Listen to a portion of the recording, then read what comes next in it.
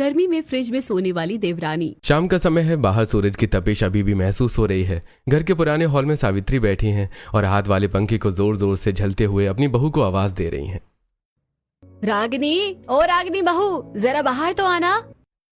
रागिनी अपने कमरे का दरवाजा खोलकर बाहर आती है। सावित्री उनसे कहती है, जरा सबसे पहले इस खटारा कूलर को बंद कर, इसकी आवाज सुनकर मेरा सिर फटा जा रहा है। पर क्यों माँ जी, इतनी गर्मी है, अगर कूलर बंद कर दिया तो हॉल भट्टी बन जाएगा। मैंने कहा ना इसे बंद कर, बस बंद कर दे। रागिनी धीरे से जाकर कूलर का स्विच बंद कर देती है। कमरे में अचानक उमस बढ़ जाती है। क्या फायदा है इस कूड़े के डिब्बे का? एक तो ये तेज हवा नहीं फेंकता, ऊपर से इतनी चिपचिपी और गर्म हवा देता है कि शरीर पर पसीना सूखता ही नहीं। लेकिन माँ जी, अगर ये कूलर भी नहीं चलेगा तो फिर तो घर में ज्यादा गर्मी हो जाएगी, हम बैठ भी नहीं पाएंगे। ये सब तो तेरे पति को सोचना चाहिए था ना रागिनी। घर का बड़ा बेटा है वो, उसे नहीं दिखता कि उसकी माँ गर्मी में कैसे तड़प रही है। कितनी बार कह चुकी हूँ कि कम से कम हॉल में एक एसी लगवा दे, लेकिन नहीं, उसके कान पर जू नहीं रेंगती। सावित्री गुस्से में अपना पंखा झलते हुए वहीं बैठी रहती हैं। शाम को प्रदीप और संदीप दोनों भाई कारखाने से घर वापस आते हैं। तब प्रदीप कहता है, रागिनी जरा पानी लाना, आज तो कारखाने में बहुत सारा काम था और मैं बुरी तरह से थक गया हूं। हाँ भाभी, आज तो सच में बहुत ज्यादा काम था, धूप ने भी बुरा हाल कर रखा था। अब रागिनी दोनों भाइयों को पानी लाकर देती है। पानी पीकर प्रदीप कहता है, अरे पानी इतना गर्म क्यों है? भला गर्म पानी से कैसे प्यास बुझेगी? क्या करूँ जी, फ्रिज की गैस खत्म हो गई है, उसे भरवाना पड़ेगा। रागिनी, तुम्हें कितनी बार समझा चुका हूँ कि घर का खर्च थोड़ा कंजूसी से और हिसाब से चलाओ, और तुम हो कि फ्रिज की गैस खत्म करके बैठी हो। मैंने जानबूझकर थोड़ी ना किया है। इसलिए तो कहता हूँ कि फ्रिज को बार बार खोलकर बंद मत किया करो। तुम्हें पता है पैसा कितनी मुश्किल से आता है। अरे भैया, आप क्यों बेकार में गुस्सा कर रहे हैं? ये कोई बड़ी बात नहीं है। तुम चुप रहो संदीप, इसे आदत हो गई है पैसे उड़ाने की। भाभी आप परेशान मत होइए, भैया ने मुझे आज खर्च के लिए थोड़े से पैसे दिए थे, मैंने उन्हीं पैसों से गैस भरवा देता हूँ। ऐसा कहकर संदीप गैस भरने वाले को कॉल करता है। थोड़ी देर बाद गैस भरने वाला आता है और फ्रिज में गैस भरकर हॉल में आकर सभी से कहता है, देखिए मैंने गैस भर दिया है आपकी। फ्रिज पुरानी है, जिसको बार बार खोलना बंद करना नहीं है, तभी गैस ज्यादा तक चल पाएगी। ऐसा कहकर राजू चला जाता है। फ्रिज के बनने से रागिनी बहुत खुश होकर अब रागिनी किचन में चली जाती है और खाना बनाती है। फिर थोड़ी देर बाद वो सभी को खाना परोसती है। खाना खाते हुए सावित्री कहती है, उफ, इतनी गर्मी में तो मुझसे एक निवाला भी नहीं निगला जा रहा, और ये पंखा भी सिर्फ गर्म हवा नीचे फेंक रहा है। माँ जी लीजिए, मैं फ्रिज से ठंडा पानी लेकर आई हूँ, थोड़ा पानी पी लीजिए तो खाना भी खाया जाएगा। सावित्री पानी का गिलास लेती हैं और एक लंबी घूंट भरती हैं और फिर कहती हैं, जब तुम्हारे पिताजी जिंदा थे ना, तो गर्मियों में हर दिन अलग अलग चीजें लाया करते थे। कभी आइसक्रीम, कभी आम पन्ना, कभी कुल्फी, तो कभी केसर वाला ठंडा दूध। अब तो प्रदीप बस दाल चावल सब्जी और सूखी रोटी ही खिलाता है। माँ, आप हमेशा ही मुझे हर बात पर टोकती रहती हो। अरे मैं घर चलाने की कोशिश करूं या आपकी फरमाइशें पूरी करूं? मैंने क्या गलत कहा?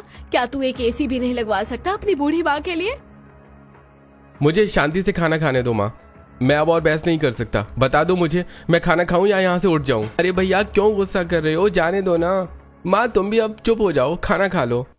सभी लोग चुपचाप खाना खाते हैं। खाना खत्म करके सब अपने अपने कमरे में चले जाते हैं। रागिनी भी किचन का सारा काम खत्म करती है, बर्तन धोती है और फिर थक कर अपने कमरे में जाती है। प्रदीप बिस्तर पर लेटा हुआ है। प्रदीप जी, क्या मैं आपसे कुछ बात कर सकती हूँ? मैं बहुत देर से सोच रही थी। कहो रागिनी, क्या बात है? देखिए, माँ जी की उम्र अब इतनी हो गई है कि उनसे ये गर्मी बिल्कुल बर्दाश्त नहीं होती। वो दिन भर बेचैन रहती है। तो मैं क्या करूं, सूरज को ठंडा कर दूं? नहीं, पर हमारे लिए ना सही तो कम से कम माँ जी की खातिर ही घर में एक एसी लगवा दीजिए, उन्हें बहुत राहत मिलेगी। रागिनी मैं तुम्हें कितनी बार समझाऊं कि मेरा बजट इतना नहीं है, मैं एसी नहीं लगवा सकता। इसमें बजट कहाँ से आ गया प्रदीप जी? हमारी अपनी फैक्ट्री है, कारखाने से अच्छी खासी इनकम आती है, हम गरीब तो नहीं है। तुम्हें फैक्ट्री के हिसाब किताब के बारे में कुछ नहीं पता। मुझे सब पता है। आप ये क्यों नहीं कहते कि आप हद से ज्यादा कंजूस है? आप कंजूसी की वजह से एसी नहीं लगवाना चाह रहे। अगर तुम मुझे कंजूस मानकर ही खुश हो जाओगी तो ठीक है, यही सही, मुझे कोई फर्क नहीं पड़ता। फर्क तो हमें पड़ता है जो इस गर्मी में चलते हैं। अरे मैं सोने जा रहा हूँ, सुबह जल्दी निकलना है, मुझे और ज्यादा डिस्टर्ब मत करो। ऐसा कहकर प्रदीप करवट लेकर सो जाता है। रागिनी छत के पंखे की तरफ देखती रहती है जो बस नाम मात्र की हवा दे रहा है। हे भगवान, कैसा पति मिला है मुझे जिससे मेरी कोई परवाह ही नहीं और ना ही अपनी माँ की तकलीफ दिखती है। हम इतनी गर्मी में हर पल परेशान होते हैं और ये इंसान एक एसी तक नहीं लगवा सकता। ऐसा सोचते हुए रागिनी सो जाती है। अगली सुबह सूरज अपनी पूरी ताकत के साथ चमक रहा था। प्रदीप और संदीप कारखाने जाने के लिए तैयार हैं। रागिनी टिफिन लेकर आती है और दोनों को टिफिन देते हुए कहती है, ये लीजिए अपना टिफिन, और संदीप तुम्हारा टिफिन भी तैयार है, आराम से ले जाना। ठीक है, चलो संदीप, देर हो रही है। तभी प्रदीप के फोन की घंटी बजती है। वो फोन उठाता है और, जी अभी तक नहीं मिले? देखिए आप फिक्र मत कीजिए, मैं वो पेपर जल्दी ही ढूंढ लूंगा, बस थोड़ा समय दीजिए। प्रदीप फोन काट देता है। तब रागिनी उससे कहती है, प्रदीप जी कौन सा पेपर, और आप इतने परेशान क्यों दिख रहे हैं? रागिनी तुम अपना काम करो, तुम्हें घर और किचन संभालना है, फैक्ट्री की बातों में पड़ने की जरूरत नहीं है। मैं तो बस पूछ रही थी। तुम्हें यह सब जानने की जरूरत नहीं है। चलो संदीप। रुकिए एक मिनट, मुझे आपसे एक जरूरी बात कहनी थी। अब क्या है, जल्दी बोलो। पंडित जी कल आए थे, वो हमारे संदीप के लिए एक बहुत अच्छा रिश्ता बता रहे थे। लड़की बहुत अच्छे खानदान की है, अगर आप कहें तो हम चलकर लड़की देख लें। अरे हाँ ठीक है, कल संडे है, कल छुट्टी रहेगी, तभी चलते हैं। ऐसा कहकर प्रदीप और संदीप फैक्ट्री के लिए निकल जाते हैं। अगले दिन सभी लोग तैयार होकर शालिनी को देखने के लिए उसके घर जाते हैं। शालिनी का घर बहुत आधुनिक और एयर कंडीशनड है। शालिनी को देखकर सावित्री कहती है, लड़की तो बहुत सुंदर है शोभा जी, आपकी बेटी तो सच में बहुत सुशील लग रही है। शुक्रिया सावित्री जी, शालिनी हमारी इकलौती बेटी है, हमने इसे बहुत लाड प्यार से पाला है। संदीप और शालिनी एक दूसरे को पसंद कर लेते हैं। रिश्ता पक्का हो जाता है और शगुन की रस्म पूरी हो जाती है। उसके बाद में सभी चले जाते हैं। सभी के जाने के बाद शालिनी अपनी माँ से कहती है, ओहो माँ, आपने हॉल का एसी इतनी कम पर क्यों चला रखा है? मुझे पसीना आ रहा है। बेटा यहाँ मेहमान बैठे हैं, सबको इतनी ठंडक की आदत नहीं होती जितनी तुझे है। ठीक है, मैं अपने कमरे में जा रही हूँ, वहाँ तो मैं अपनी मर्जी से चला सकती हूँ। ऐसा कहकर शालिनी अपने कमरे में चली जाती है और एसी को फुल कर देती है और फिर टीवी ऑन करके देखने लगती है। थोड़ी देर बाद उसकी सहेली कंचन शालिनी के घर आती है और शोभा से कहती है, आंटी शालिनी कहाँ है? हाँ कंचन, वो अपने कमरे में है, जा मिल ले उसे। और हाँ, आज उसका रिश्ता पक्का हो गया है। कंचन शालिनी के कमरे में जाती है। कमरे के अंदर बर्फ जैसी ठंडक है। कंचन कहती है, बाप रे, तूने तो कमरे को शिमला बना रखा है। अरे कंचना बैठ, इस भयंकर गर्मी में जब तक फुल एसी ना हो ना, तब तक तो मुझे अच्छा ही नहीं लगता। अच्छा सुन, मुझे कुछ शॉपिंग करनी थी, मार्केट चलेगी मेरे साथ? हाँ यार, घर बैठे बैठे मैं बोर हो रही थी, रुक मैं तैयार होकर आती हूँ। शालिनी तैयार होती है और फिर कंचन के साथ कमरे में बाहर आती है। शालिनी मेज से कार की चाबी उठाती है। तब शोभा कहती है, अरे बेटा, इतनी धूप में कहाँ जा रही हो? बस मैं आती हूँ मार्केट से। ऐसा कहकर शालिनी बाहर आकर कार में बैठती है। कंचन भी उसके बगल में बैठती है और तुरंत कार का एसी फुल कर देती है और कार चलाने लगती है। तब कंचन कहती है, यार शालिनी, तुझे तो 24 घंटे एसी में रहने की आदत है, तू इसके बिना एक पल नहीं रह सकती। सच में यार, एसी ही मेरी जान है। पर आंटी बता रही थी कि तेरी शादी तय हो गई है, अगर तेरे ससुराल वाले तुझे एसी में नहीं रखेंगे तब तो क्या करेगी? क्या बात कर रही है? अगर उन्होंने मुझे एसी में नहीं रखा तो मैं एक दिन भी वहां नहीं रुकूंगी, सीधा भागकर अपने वापस घर आ जाऊंगी। दोनों सहेलियां हंसने लगती हैं और मार्केट की तरफ निकल जाती हैं। कुछ दिनों बाद संदीप और शालिनी की शादी धूमधाम से संपन्न होती है। विदाई के बाद शालिनी अपने नए ससुराल पहुंचती है। गृह प्रवेश की रस्में पूरी होती हैं। फिर संदीप कहता है, चलो शालिनी, अब तुम अपने कमरे में चलकर आराम करो, तुम बहुत थक गई होगी। हाँ संदीप, सच में बहुत थकान हो गई है। अब शालिनी कमरे में आती है और चारों तरफ देखती है। कमरे में सिर्फ एक पुराना सा कूलर चल रहा है। शालिनी हैरान होकर संदीप से कहती है, संदीप यहाँ एसी कहाँ है? मुझे तो दिख नहीं रहा, रिमोट कहाँ रखा है? शालिनी, दरअसल हमारे कमरे में एसी नहीं है। क्या एसी नहीं है? तुमने पहले क्यों नहीं बताया? अगर पता होता तो मैं अपने पापा से कहकर दहेज में एसी मंगवा लेती। देखो शालिनी, हमारे घर में एसी लगाना अलाउ नहीं है, ये नियम भैया ने बनाया है। नियम? पर क्यों? क्योंकि उनका मानना है कि एसी चलाने से बिजली का बिल बहुत ज्यादा आता है और ये फिजूल खर्ची है। हे भगवान, तुम लोग इस भट्टी जैसे कमरे में सोते कैसे हो? मेरा तो दम घुट रहा है। परेशान मत हो, तुम वॉशरूम में जाकर कपड़े चेंज कर लो, थोड़े ढीले ढाले कपड़े पहनोगी तो हल्का लगेगा। अब शालिनी वॉशरूम में जाती है और कपड़े चेंज करके आती है और बिस्तर पर बैठती है। संदीप उसके पास बैठता है और कहता है, अरे पता है शालिनी, तुम आज कितनी सुंदर लग रही हो। प्लीज संदीप, ये सब बातें अभी मत करो, मेरा मन नहीं कर रहा, मुझे बहुत ज्यादा गर्मी लग रही है। शालिनी उठकर कमरे में इधर उधर टहलने लगती है। उसे पसीना आ रहा है। अरे बैठ जाओ, ऐसे टहलने से और गर्मी लगेगी। नहीं, मुझे बहुत बेचैनी हो रही है, मैं कमरे से बाहर जा रही हूँ। मुझे किसी ऐसे कमरे में ले चलो जहाँ एसी लगा हो। शालिनी, इस घर के किसी भी कमरे में एसी नहीं लगा है, सब कमरों में कूलर ही चल रहे हैं। पर तुम्हारे कमरे का कूलर तो हवा भी नहीं दे रहा, ये सिर्फ चिप चिप कर रहा है और शोर मचा रहा है। मुझे समझ नहीं आ रहा कि मैं क्या करूँ। अच्छा ठीक है, रुको, मैं कुछ देसी जुगाड़ करता हूँ, इससे तुम्हें थोड़ा आराम मिलेगा। देसी जुगाड़? वो क्या होता है? अरे रागिनी, भाभी जब कभी बहुत ज्यादा गर्मी से परेशान होती हैं तो वो ऐसा ही करती हैं। ऐसा कहकर संदीप वॉशरूम में जाता है और 2 बड़े तौलिए गीले करके लेकर आता है। फिर वो तौलिया लाकर खिड़की पर टांग देता है और कहता है, देखो शालिनी, अब कूलर की हवा इन गीले तौलियों से टकरा कर आएगी तो कमरा ठंडा हो जाएगा। ये सुनकर शालिनी तौलिया की तरफ देखने लगती है। थोड़ी देर बाद सच में कमरे का तापमान थोड़ा गिर जाता है और ठंडी हवा आने लगती है। तब शालिनी मुस्कुराते हुए कहती है, हाँ, अब थोड़ा अच्छा लग रहा है, कम से कम सांस तो ली जा रही है। देखा, अब चलो सो जाते हैं। दोनों सो जाते हैं, लेकिन रात के 2 बजे तौलिया सूख जाते हैं और कमरा फिर से भट्टी बन जाता है। शालिनी की आंख अचानक खुल जाती है और वो पसीने से भीगी हुई है। ओ, फिर वही गर्मी। संदीप तो कितनी गहरी नींद में सो रहा है, इसे कैसे फर्क नहीं पड़ता। शालिनी पूरी रात करवटें बदलती रहती है, उसे एक पल के लिए भी नींद नहीं आती। जब सुबह के 4 बजते हैं और बाहर का मौसम थोड़ा ठंडा होता है, तब जाकर उसकी आंख लगती है। सुबह हो चुकी है। शालिनी अपनी पहली रसोई की रस्म के लिए तैयार होकर आती है और सावित्री के पैर छूती है। तब सावित्री उससे कहती है, जीती रहो बहू। शालिनी, जाओ और जाकर खाना बना लो, आज तुम्हारी पहली रसोई है तो तुम कुछ मीठा बनाना। जी माँ जी, आप बता दीजिए क्या क्या बनाना है। बहू, ज्यादा चीजें बनाने की जरूरत नहीं है, तुम्हारे जेठ ने कहा है कि बस 2-3 प्रकार की चीजें बनाना। जी ठीक है माँ जी, मैं बना लूंगी।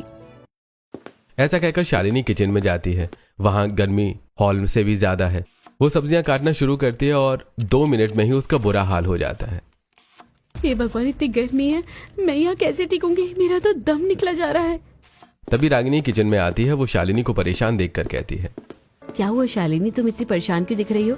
दीदी, बहुत ज्यादा गर्मी लग रही है, ये रसोई तो हॉल से भी ज्यादा गर्म है, मैं खाना कैसे बनाऊं? अच्छा तुम चिंता मत करो, मैं हूं ना। रागिनी एक स्प्रे बोतल उठाती है जिसमें पानी भरा है। वो किचन की दीवारों और फर्श पर पानी छिड़कने लगती है और कहती है, देखो शालिनी, पानी छिड़कने से यहाँ की उमस थोड़ी कम हो जाएगी और ठंडक महसूस होगी। अब तुम अपना काम कर लो। शुक्रिया दीदी, अब थोड़ा ठीक लग रहा है। अब रागिनी वहां से चली जाती है। शालिनी सब्जी काटती है, पर जैसे ही वो गैस जलाती है, स्प्रे किए हुए पानी का असर खत्म हो जाता है। शालिनी अपने आप से कहती है, उफ, फिर से वही गर्मी, लेकिन मुझे खाना तो बनाना ही पड़ेगा। यही सोचकर शालिनी खाना बनाने लगती है। फिर वो हलवा बनाने के लिए फ्रिज से मक्खन निकालने लगती है। जैसे वो फ्रिज का दरवाजा खोलती है, अंदर से ठंडी हवा का एक झोंका उसके चेहरे पर लगता है। बिल्कुल ऐसा लग रहा है जैसे मैं अपने घर के एसी के सामने बैठी हूँ। शालिनी मक्खन निकालने के बजाय फ्रिज का दरवाजा पकड़े वहीं खड़ी रह जाती है ताकि उसे ठंडी हवा मिलती रहे। बस थोड़ी देर यहीं खड़ी रहती हूँ तो जान में जान आ जाएगी। तभी रागिनी अचानक दोबारा किचन में आ जाती है और शालिनी को फ्रिज खोलकर खड़े देखकर कहती है, शालिनी, ये क्या हो रहा है? तुमने फ्रिज क्यों खोल रखा है? ऐसे तो ये खराब हो जाएगा। अरे दीदी, वो मैं बस मक्खन निकाल रही थी। मक्खन निकालने में इतना टाइम नहीं लगता। फ्रिज का दरवाजा जल्दी बंद करो, वरना प्रदीप जी देखेंगे तो बहुत गुस्सा करेंगे। जी दीदी, बंद कर दिया। शालिनी बेमन से फ्रिज बंद करती है और खाना बनाना शुरू करती है। थोड़ी देर बाद वो खाना बनाकर डाइनिंग टेबल पर सभी को परोस देती है। सब लोग खाना खाते हैं और शालिनी के बनाए खाने की तारीफ करते हैं। बहू, खाना तो बहुत लाजवाब बना है। हाँ ठीक है, अच्छा बना है। ऐसे कुछ दिन और बीत जाते हैं। शालिनी हर दिन गर्मी से लड़ रही है। एक दिन वो नहाकर बाहर आती है और थोड़ी देर बाद फिर से उसे पसीना आने लगता है। ये देखकर सावित्री कहती है, बेटा 2 घंटे पहले ही तूने नहाया था और फिर नहा कर आ गई है। क्या करूं माँ जी, मुझे गर्मी ही इतनी लगती है, नहाने के 2 मिनट बाद ही फिर से पसीना आ जाता है। अच्छा चल, परेशान मत हो, आज हम दोनों बाजार चलते हैं। शाम का समय है, थोड़ा ठंडा मौसम हो गया है, तुझे भी बाहर की ठंडी हवा खाने को मिल जाएगी। ठीक है माँ जी, चलते हैं। अब सावित्री और शालिनी दोनों बाजार पहुंचते हैं। सावित्री सब्जियां खरीदने लगती है। तभी भीड़ में शालिनी को अपनी पुरानी सहेली कंचन दिखती है। शालिनी कंचन को आवाज देती है। कंचन शालिनी के पास आती है और कहती है, अरे शालिनी, तू यहाँ कैसी है यार? कंचन, में ठीक हूँ, तू बता, तू यहाँ क्या कर रही है? मैं तो यहाँ पास में ही टेलर के पास आई थी कपड़े सिलवाने। शालिनी बेटा, तुम दोनों सहेलियां आपस में बात कर लो, तब तक मैं वहाँ से सब्जियां ले लेती हूँ। जी माँ जी। ऐसा कहकर सावित्री सब्जियां खरीदने लगती है। तभी कंचन शालिनी से कहती है, यार शालिनी, इतनी भयंकर गर्मी है, लेकिन तेरे तो मजे होंगे। मुझे तो पता है तेरे ससुराल में हर कोने में एसी लगा होगा और तू मस्त शिमला के मजे ले रही होगी। नहीं यार कंचन, मेरे ससुराल में एक भी एसी नहीं है। यहाँ तक कि कूलर भी इतने पुराने हैं कि चलने पर सिर्फ शोर मचाते हैं। क्या तू सच कह रही है? मुझे तो यकीन नहीं हो रहा कि तू तो एसी के बिना रह ही नहीं सकती थी। हाँ यार सच कह रही हूँ, यहाँ तो गर्मी से मेरा बहुत बुरा हाल है। तभी सावित्री सब्जियां लेकर वापस आ जाती है और कहती है, चले बेटा शालिनी, बहुत देर हो गई है, घर चले। ठीक है कंचन, फिर कभी मिलती हूँ। ऐसा कहकर शालिनी सावित्री के साथ घर वापस आ जाती है। घर पहुंचते ही रागिनी उनसे कहती है, आ गए आप लोग? बाजार में बहुत भीड़ थी क्या? हाँ दीदी, लाओ मैं सब्जियां फ्रिज में रख देती हूँ। नहीं नहीं दीदी, मैं खुद रख देती हूँ। ऐसा कहकर शालिनी रसोई में जाती है और फ्रिज का दरवाजा खोलकर धीरे धीरे सब्जियां रखने लगती है ताकि वो ज्यादा देर तक वहां खड़ी रह सके। थोड़ी देर बाद रागिनी किचन में आती है और ये देखकर कहती है, शालिनी इतना टाइम क्यों लगा रही हो? जल्दी जल्दी सब्जी अंदर रखो और दरवाजा बंद करो। हाँ हाँ दीदी, बस हो ही गया है। रागिनी के जाने के बाद शालिनी गहरी सांस लेती है और अपने आप से कहती है, अब इन लोगों को कौन बताएगा कि मेरी एसी में रहने की आदत है और ये फ्रिज ही मेरा इकलौता सहारा है। ऐसे ही दिन बीतते हैं। एक दिन रात का समय है और कमरे में उमस इतनी है कि दीवारें तप रही हैं। शालिनी बिस्तर पर लेटी बार बार करवटें बदल रही है। उसका पूरा शरीर पसीने से भीगा हुआ है। वो सोए हुए संदीप को तिरछी निगाहों से देखकर गुस्से भरे अंदाज में जगाते हुए कहती है, संदीप उठो ना, देखो कितनी गर्मी है, पंखा तो जैसे आग उगल रहा है। अरे सो जाओ शालिनी, अभी तो खिड़की पर गीला तौलिया टांगा था, कुछ तो फर्क पड़ा होगा। कुछ फर्क नहीं पड़ा, वो तौलिया 10 मिनट में सूख गया। संदीप मैं अब और बर्दाश्त नहीं कर सकती, क्यों ना हम अपने कमरे में एसी लगवा लें? क्या शालिनी, तुम्हें पता है ना घर के नियम? भैया कभी नहीं मानेंगे, यहाँ एसी अलाउ ही नहीं है। तुम कम से कम एक बार भैया से बात तो करके देखो, कह देना कि मेरी तबीयत खराब हो रही है। प्लीज संदीप, मेरे लिए इतना तो करो। ठीक है, तुम इतना जिद कर रही हो तो मैं कल भैया से बात करूंगा, अब सो जाओ। ऐसा कहकर संदीप सो जाता है। अगले दिन सुबह नाश्ते की टेबल पर पूरा परिवार इकट्ठा है। रागिनी सबको पराठे परोस रही है, प्रदीप अखबार पढ़ने में मगन है। तभी संदीप कहता है, भैया आज अखबार में लिखा है कि पारा कल से और बढ़ेगा। आजकल कितनी ज्यादा गर्मी बढ़ गई है ना। गर्मी का मौसम है तो गर्मी बढ़ेगी, इसमें क्या नया है। भैया मैं सोच रहा था कि शालिनी को गर्मी की आदत नहीं है, अगर आप कहें तो हम एक सेकंड हैंड एसी अपने कमरे में लगा लें। तुम लोगों को समझ में नहीं आती, बस खर्चे बढ़ाने का बहाना चाहिए। मैं पहले ही काम और पैसों को लेकर परेशान हूं और तुम्हें एसी की सूझ रही है। हाँ जी संदीप सही कह रहा है, हमारा तो ठीक था, हम बरसों से ऐसे रह रहे हैं, पर देवरानी जी को गर्मी बिल्कुल बर्दाश्त नहीं होती। सब सीख जाएगी, जीवन में बहुत कुछ बर्दाश्त करना सीखना पड़ता है। कोई जरूरत नहीं है एसी वेसी लगाने की, जैसा चल रहा है वैसा ही चलने दो, फालतू की बहस मत करो अब। ऐसा कहकर प्रदीप गुस्से में अपना टिफिन उठाता है और कारखाने के लिए निकल जाता है। शालिनी अपने कमरे में आकर रोने लगती है और मनी मन सोचती है, इन लोगों का तो दिमाग खराब है, पता नहीं मुझे इस गर्मी में मार ही डालेंगे। कुछ दिन ऐसे ही बीतते हैं। एक दोपहर रागिनी पानी पीने के लिए रसोई में आती है तो देखती है कि शालिनी फ्रिज के सामने चादर बिछाकर लेटी है। ये देखकर रागिनी गुस्सा होते हुए कहती है, ये क्या है शालिनी, तुम फ्रिज खोलकर यहाँ क्यों सोई? वो भाभी बहुत गर्मी लग रही है इसलिए। रागिनी सबसे पहले फ्रिज बंद करती है और फिर शालिनी को दया भरी नजरों से देखकर कहती है, शालिनी तुम बहुत बेचैन लग रही हो, चलो आज मैं तुम्हें पड़ोस में अपनी एक सहेली के घर ले चलती हूँ, तुम्हें वहां जाकर थोड़ा अच्छा लगेगा। ऐसा कहकर रागिनी शालिनी को साथ लेकर पड़ोस के घर पहुंचती है। जैसे ही वो घर के हॉल में कदम रखते हैं, शालिनी की आंखें चमक उठती हैं। वहां हॉल में बड़ा सा एसी चल रहा है। वाह दीदी, यहाँ तो इतना अच्छा लग रहा है, ऐसी ठंडक, ऐसा लग रहा है जैसे शादी के पहले के दिन लौट आए हो। तभी रागिनी की सहेली आती है और उन्हें बिठाती है। फिर वो किचन में आम पन्ना बनाकर लाती है और दोनों को देते हुए कहती है, लो रागिनी तुम दोनों के लिए ये आम पन्ना। दोनों आम पन्ना लेती हैं और पीने लगती हैं। फिर शालिनी कहती है, सच में मुझे तो एसी के बिना कुछ अच्छा ही नहीं लगता, मेरे मायके में तो 24 घंटे फुल ऑन एसी चलता था। वैसे तुम किश्तों पर एसी क्यों नहीं ले लेती? मेरी पहचान की एक दुकान है, वो कम किश्तों पर एसी दे देगा। सच में मैं आज ही घर पर बात करूंगी। थोड़ी देर बाद रागिनी और शालिनी घर आ जाती हैं। शाम को जब सब हॉल में बैठे होते हैं तो शालिनी हिम्मत जुटाकर प्रदीप से कहती है, भैया आज हम पड़ोसन के घर गए थे, वो कह रही थी कि एक दुकान है जो बहुत कम किश्तों पर पुराना एसी दे रहे हैं, अगर हम वो ले ले तो हमें गर्मी से थोड़ी राहत मिल जाएगी। हाँ बेटा प्रदीप, बहुत सही कह रही है, ले ले एक एसी, आखिर कब तक सब जलते रहेंगे। माँ मैंने एक बार कह दिया ना कि एसी का बिल बहुत आता है, ना हम एसी लगवा सकते हैं और ना ही हम उसका बिल भर सकते हैं। जैसा चल रहा है वैसा ही चलने दो, मुझे बार बार टोकना बंद करो। तभी प्रदीप के फोन पर एक कॉल आता है और वो बात करने लगता है।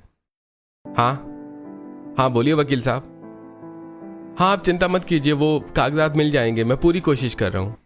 प्रदीप बात करके फोन करता है। तब सावित्री कहती है, बेटा कौन से कागजात, क्या हुआ है? कुछ नहीं माँ, कारखाने के माल के कुछ कागजात हैं। आप मेरी बातों पर क्यों ध्यान देती हैं? मेरी बात तो कस्टमर से चलती ही रहती है। हाँ भैया, ये बात तो सही है। फैक्ट्री तो आपने ही संभाल रखी है, आप बेहतर जानते होंगे, इसीलिए मैं कभी आपसे कोई सवाल ही नहीं करता। ये संदीप भी अजीब है, सवाल न करने को अच्छा समझते हैं और इसी वजह से मेरी जिंदगी खराब हो रही है। आज तो मैं इनको अच्छे से बताती हूँ। रात को कमरे में शालिनी संदीप पर बरस पड़ती है।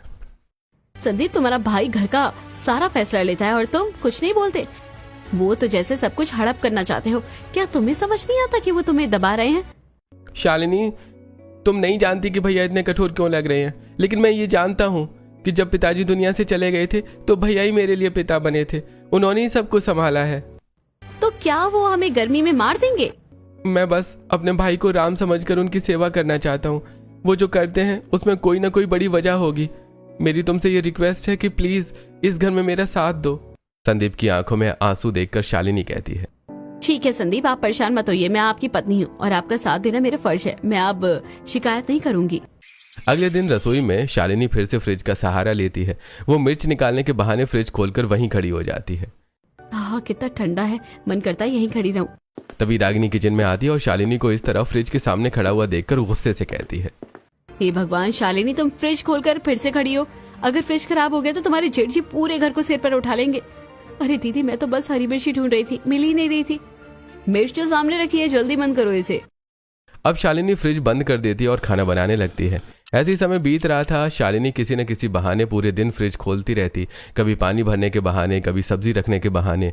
रागिनी बार बार उसे टोकती। ऐसे ही एक दिन शाम को रागिनी रसोई में आती है तो देखती है कि शालिनी फ्रिज के अंदर घुसकर सोई हुई है। ये देखकर रागिनी चिल्लाते हुए कहती है, शालिनी, ये क्या कर रही हो? फ्रिज से बाहर निकलो।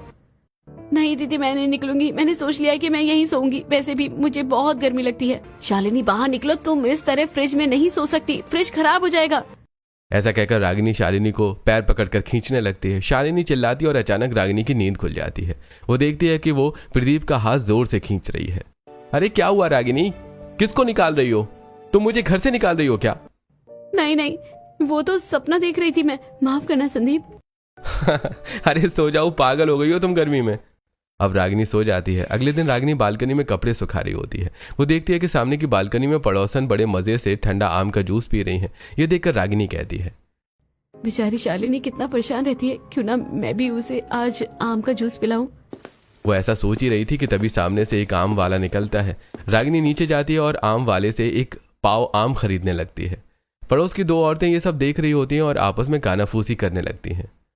देखा कितने कंजूस लोग हैं, इतना बड़ा कारखाना है और पाव भर आम ले रही है। सुना है नई बहू तो बहुत अमीर घर की है, बेचारी का तो बुरा हाल हो गया होगा पुराने कूलर में। रागिनी चुपचाप आम लेकर अपने घर आती है। वो सोचती है कि बर्फ निकालकर ठंडा जूस बनाएगी। जैसे वो फ्रिज खोलती है उसे एक अजीब सी गंध आती है। हे भगवान, ये फ्रिज क्यों नहीं चल रहा? ये तो गर्म हो गया है, फ्रिज खराब हो गया। अब पक्का प्रदीप जी मुझे गुस्सा करेंगे। शाम को जब सब हॉल में बैठे होते हैं, रागिनी कांपते स्वर में प्रदीप को बताती है, सुनिए जी, वो फ्रिज खराब हो गया है, उसे बनवाना बहुत जरूरी है, वरना सारा सामान खराब हो जाएगा।